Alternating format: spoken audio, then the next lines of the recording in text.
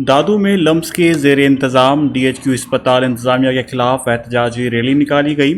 एहतजाजी rally दादू अवामी forum के ऐलान पर रेलवे स्टेशन से दादू प्रेस क्लब तक रैली निकाली गई। रैली में सियासी, समाजी, अदबी, कौम परस्त और सिविल सोसाइटी के रहनुमाओं ने शिरकत की।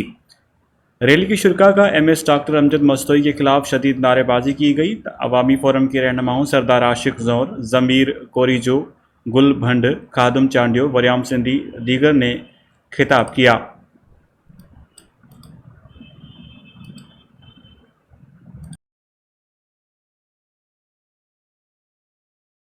छो जो जिन 46 दहशतगर्दन जे मथा तो FIR कटी आहे। दादू जे हिकिड़ो ही तू ठग ही, तू बेकार ही, तू वंगारी आई।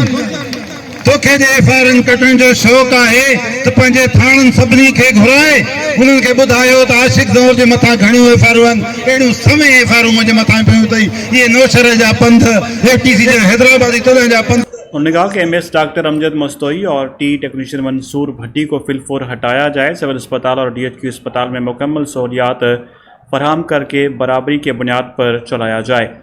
मुतालबात हल न किए गए तो इंडस हाईवे बंद करेंगे।